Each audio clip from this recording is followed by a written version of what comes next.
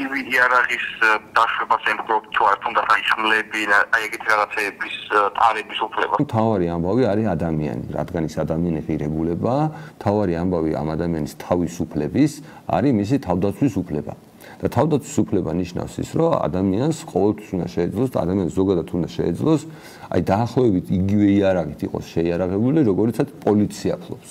ახლა ჯარში შეიძლება ისინი კონდეს, მაგრამ მეც შეიძლება წინააღმდეგი საერთოდ არ ვიყო, რომ თითოეულ სოფელში იყოს ჯაველინები რა, ანუ მაგალითად როგორც აი შვეიცარიის სოფლები შეგიძლიათ ნახოთ, შვეიცარიის სოფლებში ადამიანებს აი ესეთი მთელი გაყვანილობა აქვთ, მიწისქვეშა კომუნიკაციები აქვთ ერთმანეთთან. სოფლის მაცხოვრებლებს და პლუს თავიანთი სახლების მებში, რა ქვია, სარდაფებში ჰაუბიცები უდგათ, ანუ ზარბაზნები უდგათ ადამიანებს სახლში. ანუ ეს მინდა და რა თქმა უნდა, აქედან გამომდინარე მინიმუმ ადამიანს უნდა ჰქონდეს იგივე საშუალებები თავდაცვის უფლება, როგორც აქვს პოლიციას. ხმალი და დანა კი არა, ანუ რადგან მაყურებელმა ეხლა დარეკა, რომ იმის ტარების უფლება უნდა ჰქონდესო.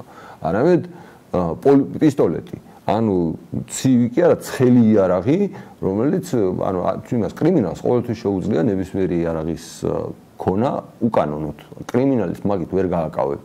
ეს აკრძალვა, ანუ ის რომ ლეგალური არ არის საქართველოში იარაღის ტარება, ეხებათ კანონმორჩილ მოქალაქეებს. და კანონმორჩილი მოქალაქეები არიან დაუცველები ერთის მხრივ კრიმინალის წინაშე და მეორე მხრივ საკუთარი მთავრობის წინაშე, რომელმაც ისინი განაიარაღა.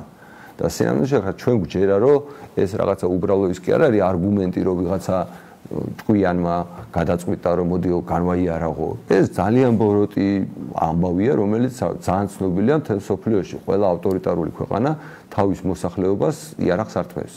და მასე დაიწყო 1921 წელს, როდესაც საბჭოთა რუსეთმა დაიპყრო საქართველო, ან პირველი, ან მეორე დეკრეტი, რომელიც მათ გამოსცეს, ერთი დეკრეტი, ანუ ორი დეკრეტი იყო, უბრალოდ თანმიმდევრობა არ მახსოვს. ერთი დეკრეტი იყო საკუთრების ჩამორთმევა და მეორე დეკრეტი იყო იარაღის ჩამორთმევა, ანუ განიარაღება.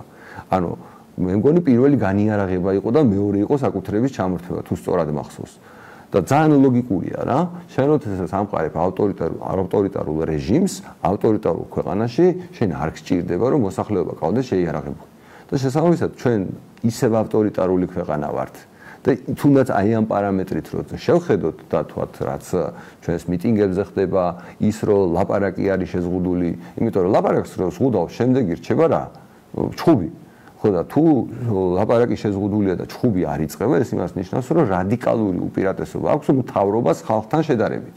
აი ამას თვლით, რომ პრინციპულად თვლით, რომ ზოგადად ეს ადამიანებს შორის კონფლიქტები ყველაფერი საუბრით უნდა წყდებოდეს, მაგრამ ადამიანს უნდა ჰქონდეს თავდაცვის საშუალება და როცა ადამიანს აქვს თავდაცვის საშუალება, მაგ ადამიანთან ლაპარაკობენ. მაგ ადამიანს, რა ქვია, წყლის ჭაულს და რაღაცებს არ უშვებენ, მას პატივს სცემენ.